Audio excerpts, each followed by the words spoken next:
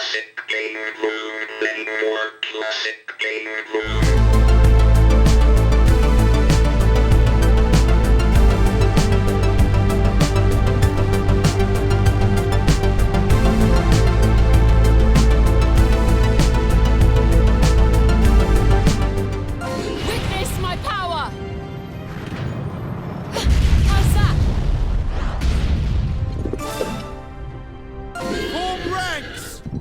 Well, alright, it's like 2010 again on the PSP.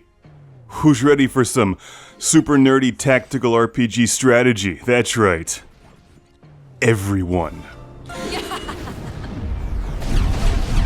Understood.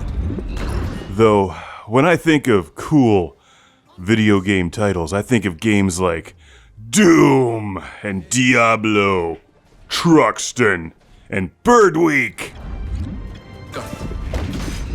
I don't think of the DIOFIELD Chronicles, but don't let the lack of an exciting name distract you from this cool game being played here on the PlayStation 5. This takes me back to what I consider, at least in my head, the glory days of PSP RPG, like tactical strategy games from Atlas, even though this is from Square Enix. It just feels very similar.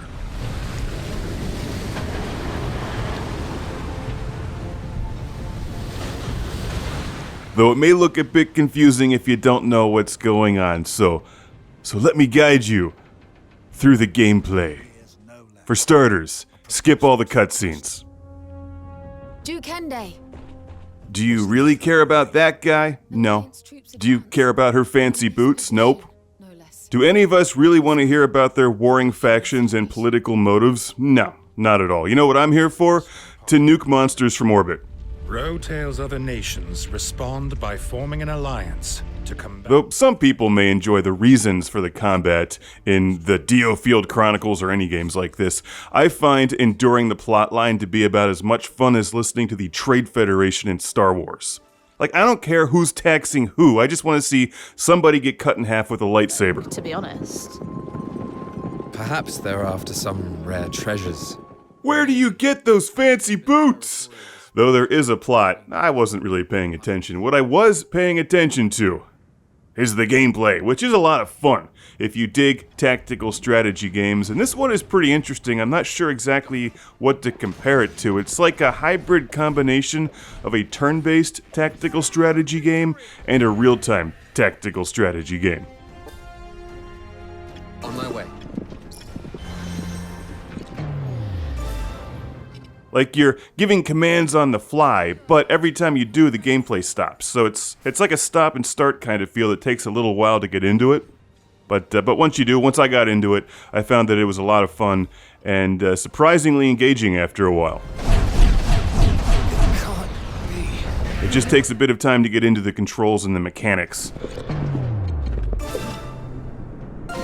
And I'll try my best here to explain that because it's actually very cool, despite me making fun of the plot.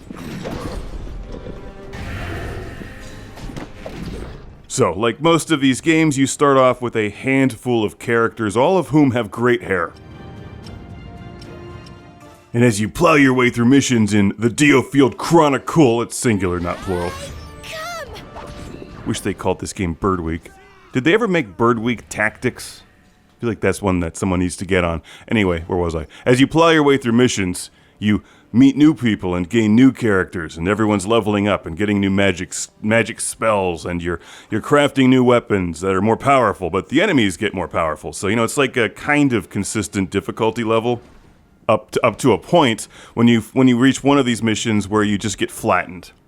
And then at least I had to start thinking about how to approach each mission strategically rather than just trying to overpower the enemy because they kick your ass at some point. So you can switch characters out at least, I think, up to 3 times in a battle. Keep that in mind because it's easy to forget that.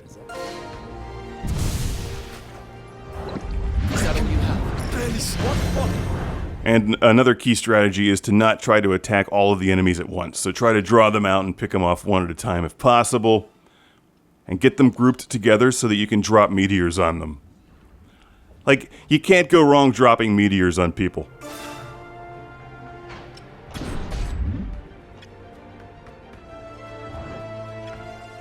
Okay, so what the hell's going on here? Well, I'm the 4 characters on the bottom, and they've all got basic attacks, and you select them, and you can tell them what to do during the battle, like attack that guy, kill that thing, and they'll go do that. But what you really need to use is their like special magic powers. Here goes. And they only have a limited amount of that, so you got to keep an eye on it certainly later in the game. And each character also has a sub-character. So you pick the one guy with nice hair and pair them with the girl with the fancy boots. And they work as a team to slaughter the undead minions of Duke What's-His-Name, who's fighting for a cause against the church of whatever it's called. Got it. Sorry to keep you waiting. So as you see, the game stops and starts a lot as you give commands, which gives you plenty of time to think, but not a lot of time to react once it starts moving again. And sometimes you'll see a lot of red on the screen. When the enemies are charging up an attack, you want to either stun them or move out of the way, because if you get hit, you're screwed. And those glowing orbs around the playfield either refill your health, your magic, or your super special monster space attack. Fall into ranks. I will perform a magical ritual. Got it.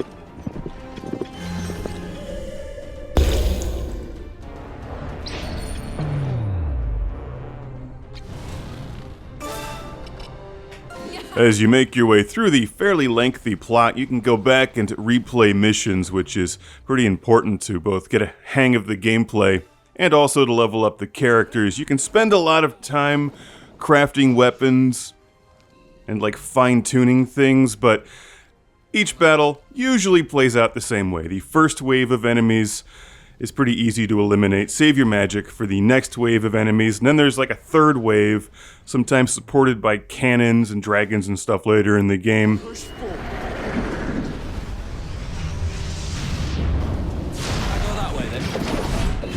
Which includes multiple bosses and stuff, and it's best to try to approach that strategically, group them together, freeze them, and then nuke them from orbit. Oh my, this is not ideal. Who's next? The DIOFIELD CHRONICLE! I just checked Amazon. It's also on the Switch. And I've been saying the name wrong the whole time. The DIOFIELD Chronicles is not the name of the game, but it's their fault for giving it a boring name that I immediately forgot. When's the last time you misspoke Earth Defense Force? Never! Doom! I gotta say that every now and then just to clear out the cobwebs. I'll teach you a lesson. Certainly doesn't look like God of War or Gran Turismo 7 or something, but it plays pretty well once you get the hang of the controls. And I haven't played a tactical RPG in quite some time, so it was fun to get back into it and check out something that I frankly haven't heard anything about, and I've enjoyed it. It's not the best game in the genre, but it's also far from the worst. Show you. And it brings back those cozy memories of spending hours on the PSP. But maybe that's just me, I don't know. For you, maybe that's the R-Zone. In which case, I'm sorry. I'll destroy you. The DIOFIELD Chronicle, singular. I'm not going back to re-record the rest of it, so now you know. And knowing is half the battle, the other half is killing enemies from space with dragons.